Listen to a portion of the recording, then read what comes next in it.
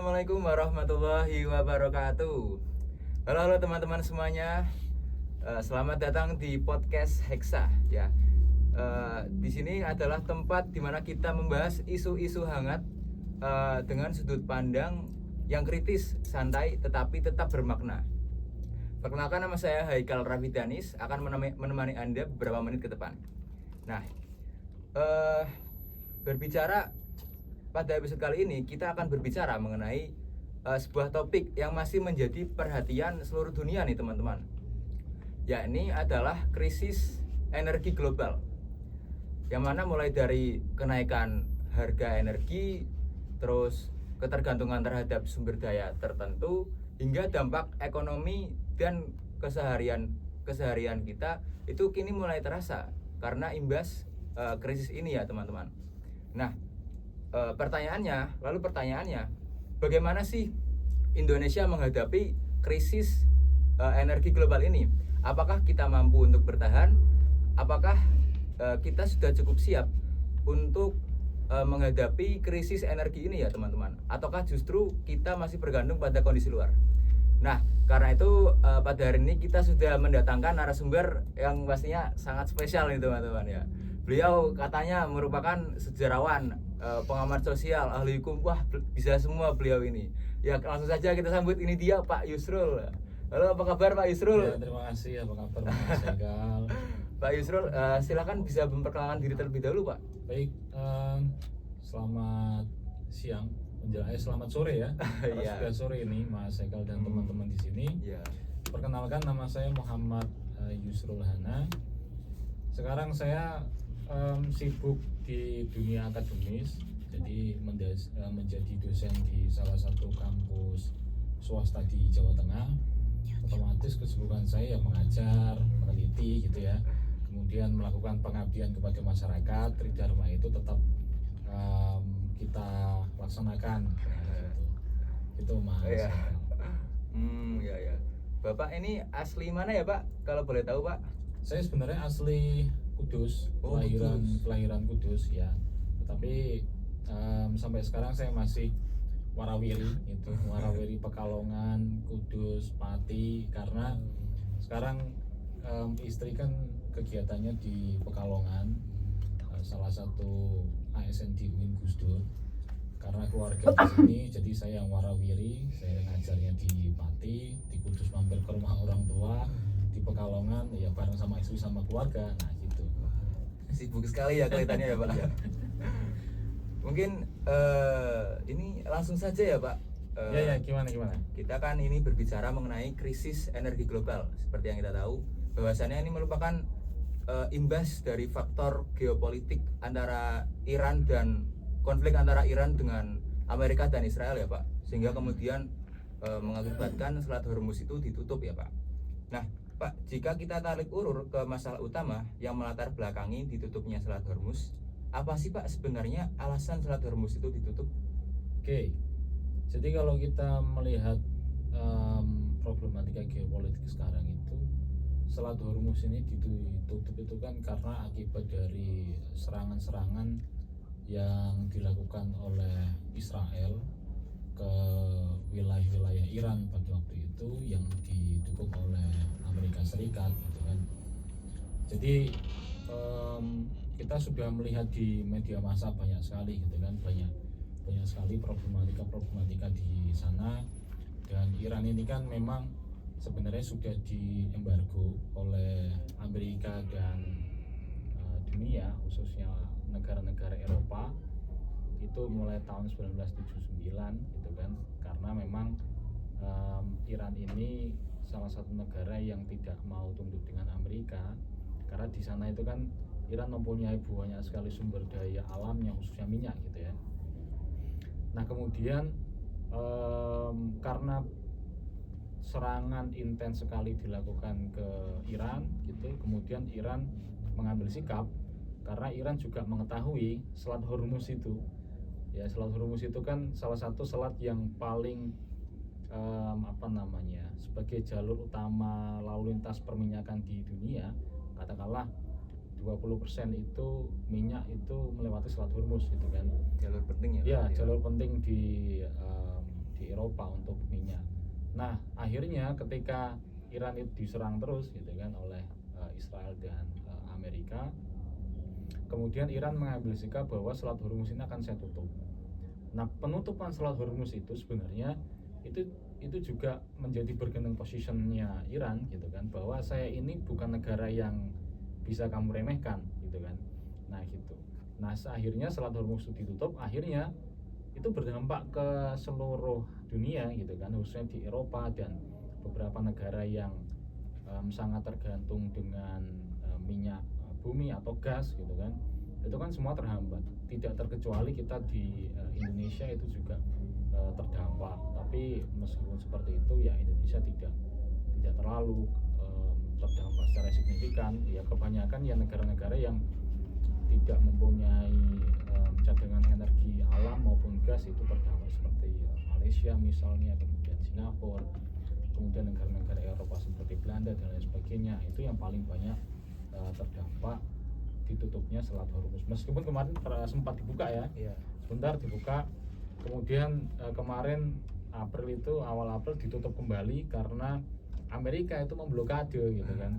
Selat Hormuz dibuka sedikit, Amerika memblokade ketika Iran, kapal-kapal Iran dan itu mulai lewat gitu kan. Nah itu juga banyak diserang oleh Amerika gitu, diintervensi oleh Amerika, akhirnya ditutup kembali. Nah sekarang ini harga minyak mulai naik lagi nih, mulai makin tinggi lagi. Ya, seperti yang tadi Bapak sampaikan ya, bahwasannya Selat Hormuz itu merupakan jalur penting ya Pak, pendistribusian minyak. Dan ketika ditutup itu memang benar-benar sangat berpengaruh ya Pak dengan kondisi negara-negara ya Pak. Nah itu seberapa drastis sih Pak harga minyak mentah dunia bisa melonjak dalam hitungan hari Pak? Jadi itu sebenarnya by proses ya, by proses. Bahkan sampai sekarang minyak itu sudah mencapai kayak 100 US dollar per barel. Itu juga menyentuh angka psikologis juga sangat tinggi sekali. Nah jadi setelah Selat Hormuz ditutup, kemudian suplai gas, kemudian minyak itu tidak lancar ke Eropa dan lain sebagainya, ya itu mengalami kenaikan secara bertahap ya di dalam proses itu, bahkan tidak turun lagi, naik terus gitu kan. Ya, namanya juga negara bergantung dengan minyak dan gas gitu kan. Tapi memang hal ini itu sangat lumrah terjadi di beberapa konflik seperti ini. Tetapi ya kita harus banyak melihat framing yang terjadi di politik sekarang, bagaimana kita harus menyikapi hal itu, dan siapa yang diuntungkan misalnya dan siapa yang dirugikan sebenarnya dalam posisi ini. Nah, tadi kan kata Bapak sudah ada yang diuntungkan dan ada yang dirugikan Pak. Nah sebenarnya siapa sih Pak yang diuntungkan dengan kenaikan harga minyak ini Pak? Jadi kalau kita melihat naiknya harga minyak dunia gitu kan, tentu yang diuntungkan memang Amerika, siapa lagi gitu kan, Trump Pak. Ya kroni-kroninya Trump gitu kan. Yeah. Katakanlah kalau kita kadang berbicara konspirasi gitu atau berbicara mengenai geopolitik global gitu kan, sebenarnya Amerika dan Israel itu dari dulu memang melanggengkan yang namanya peperangan gitu kan. Meskipun mereka mengatakan oh ini nanti akan ada resolusi dan lain sebagainya, perjanjian itu kemarin kan sempat ada perjanjian tuh, akhirnya nggak jadi gitu kan, karena nggak ada kesepakatan dan lain sebagainya. Nah sama juga kita tarik ke belakang, misalnya kemarin sebelum perang Iran dan Amerika ini ada perang antara Rusia dengan Rusia dan Ukraina. Rusia dan Ukraina itu. Nah, perang antara Rusia dan Ukraina yang diuntungkan siapa? Amerika lagi tuh. Karena apa? Ketika Rusia dan Ukraina perang, itu kan supply energi ke Eropa itu kan di stop.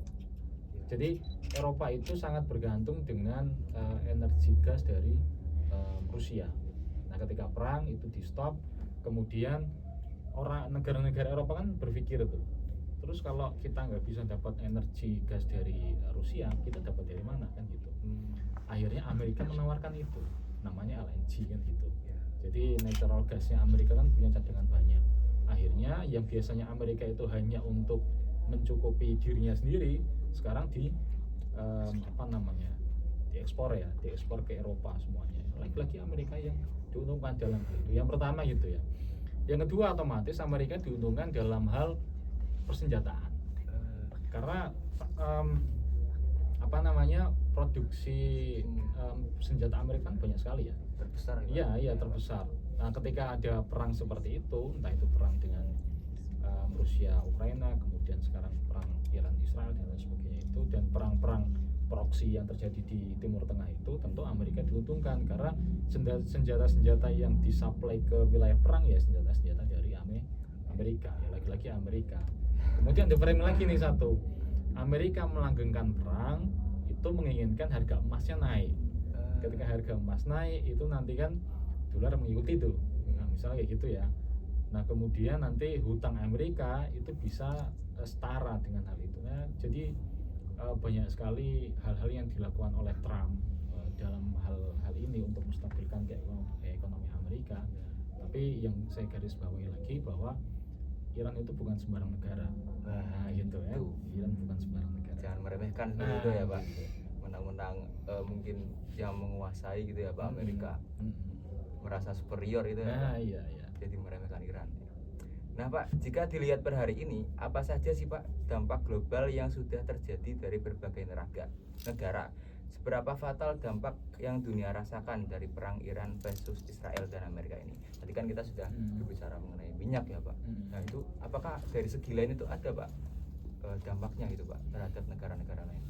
Oke, perang Iran versus Amerika Israel ini tentu banyak sekali membawa dampak ya, khususnya memang dampak buruk sekali bagi dunia lain, khususnya negara-negara yang sangat bergantung dengan tadi energi, bergantung dengan gas, bergantung dengan minyak.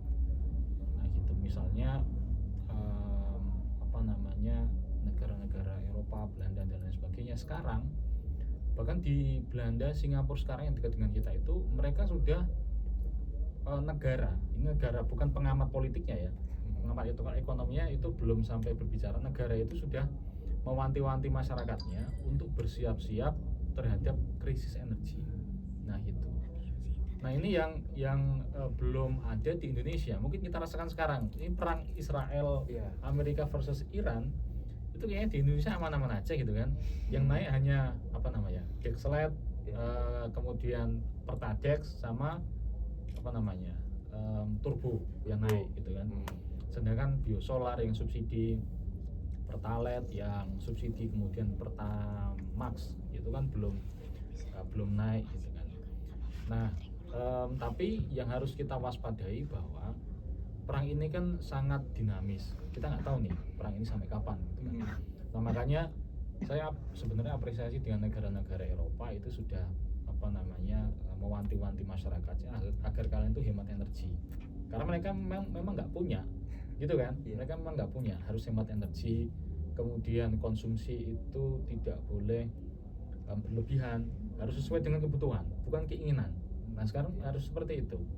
Kalau kita bicara Indonesia misalkan, Indonesia ini meskipun harga minyak naik itu tidak terlalu berpengaruh. Karena apa?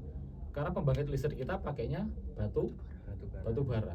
Jadi 48% dari pembangkit listrik kita pakainya batu bara. Kemudian gas 22% itu mencukupi negara Indonesia. Meskipun kita juga impor juga gas. Gitu, gas LPG itu loh yang untuk masak itu. Nah, makanya tetapi pertanyaan di sini, sampai kapan kita bisa bertahan? Nah, itu loh yang jadi problem di situ. Sampai kapan kita bisa bertahan kalau perang ini berkelanjutan secara terus-menerus?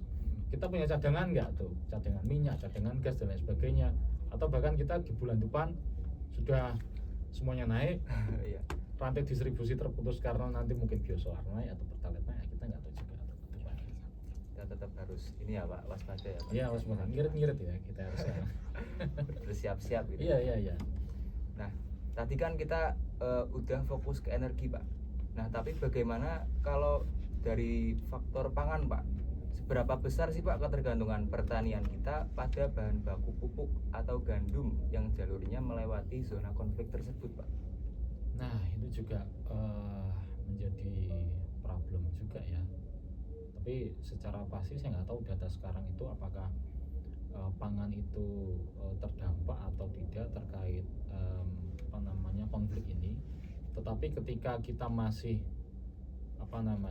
masih bergantung pada impor-impor terkait pangan ya, entah itu masalah beras, masalah kedelai, dan kita belum swasembada, kemudian rantai distribusinya dari yang melewati negara-negara konflik itu masih tersendat, otomatis itu akan merugikan kita juga tuh, karena otomatis nanti kebutuhan kita kurang gitu kan, supply and demand-nya itu tidak stabil, otomatis nanti akan mengganggu juga terkait harga-harga. Nah gitu, harga-harga nanti pasti akan terganggu terkait ketika nanti kita punya impor-impor yang melewati negara-negara konflik gitu sih. Nah terus dampaknya itu apa sih Pak kalau ke masyarakat biasa Pak? Misalnya terutama kelas menengah ke bawah Pak. Terkait konflik ini berarti ya? Sebenarnya saya melihatnya belum begitu terasa. Ya mungkin teman-teman sendiri merasakan nggak dampak konflik itu? Inflasi naik tinggi misalnya, harga kopi di kafe sekarang naik 10.000, 2.000, saya nggak tahu ya. Nah ini kan yang merasakan teman-teman mahasiswa tuh.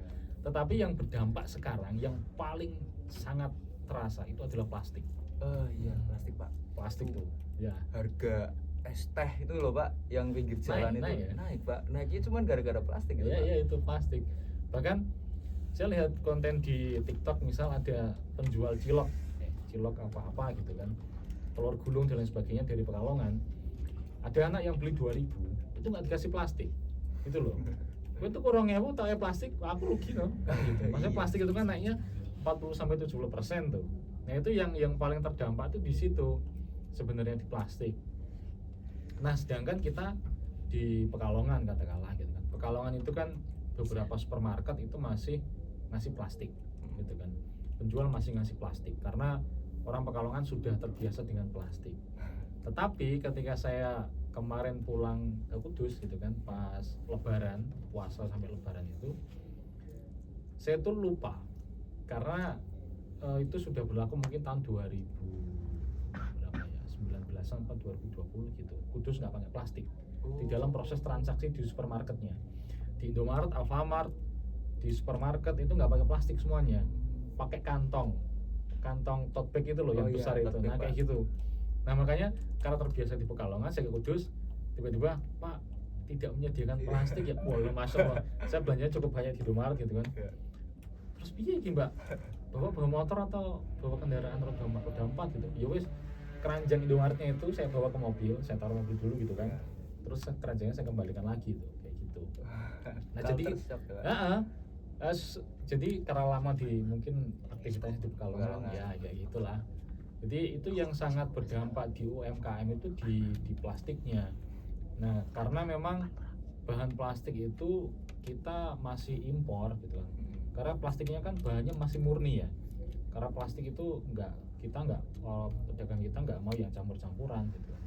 Tetapi ini yang paling penting itu sekarang kita harus menciptakan energi terbarukan deh gitu. Artinya plastik inovasi di plastik. Misalnya beberapa tahun lalu kayaknya saya pernah mendengar ada plastik dari singkong itu.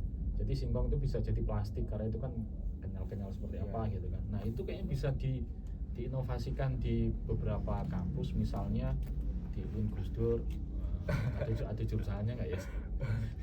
Misalnya kayak gitu ya, atau di kampus-kampus lain, karena itu adalah solusi gitu loh.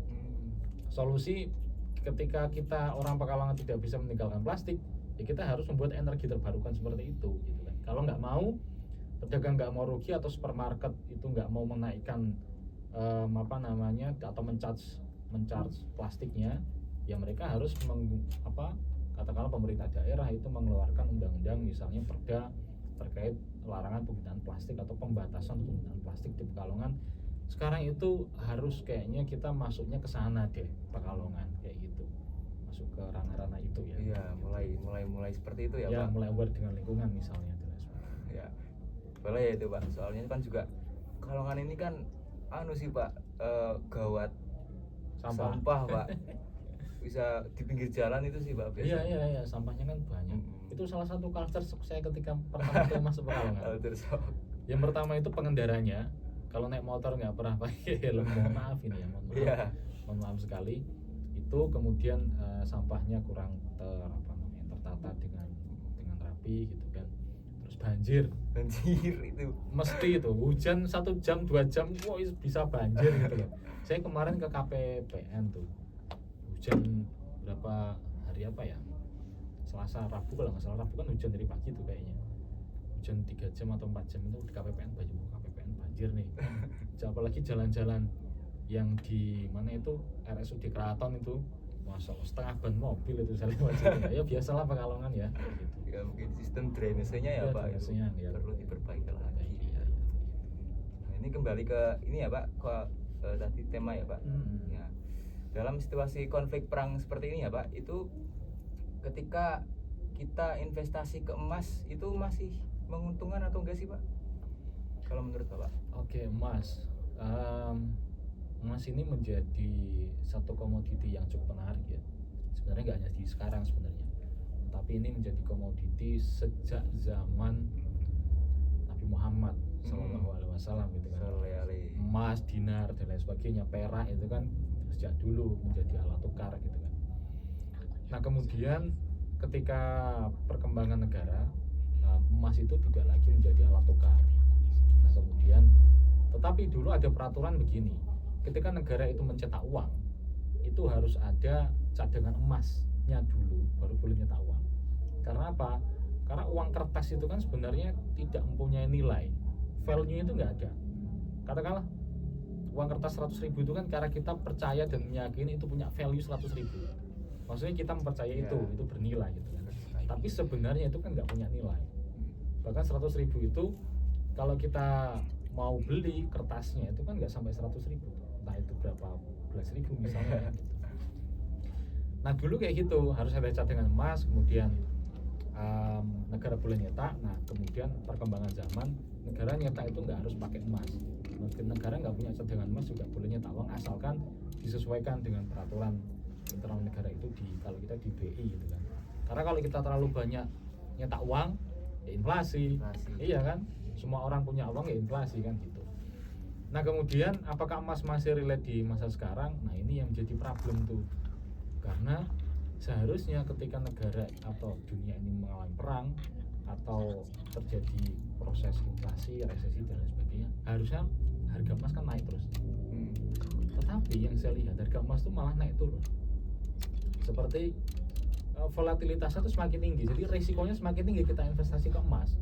Katakanlah kemarin ketika perang itu emas sampai 3 juta gitu kan, awalnya 2,6, 2,7, 2,8 juta gitu kan per gram yang murni ya, 24 karat gitu yang 99%. Emas batangan katakanlah kemudian ke 3 juta, kemudian turun lagi, sekarang nggak tahu terakhir kayak 27 atau berapa gitu. Nah itu kan menjadi problem ketika kita tahu harga emas naik kemudian kita FOMO. Ya. Nah ini kan Katanya biasanya kan, kita kan FOMO kayak gitu iya, ya, Pak.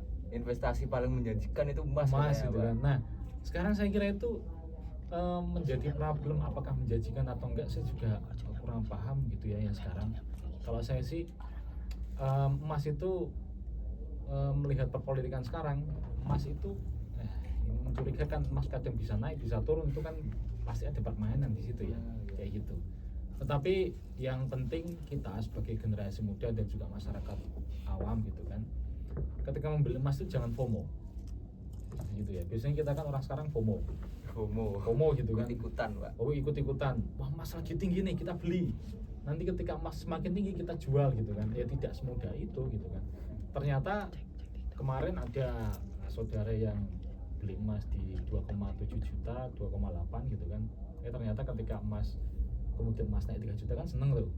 Kan awalnya beli 2,7 naik 3 juta. Tiba-tiba 1 minggu kemudian emas turun lagi ke 2,7, 2,6 gitu kan.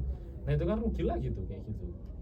Nah jadi harapan saya teman-teman dan masyarakat ini bisa lebih selektif ya, lebih selektif lagi. Boleh investasi ke emas tapi harus jangkanya panjang.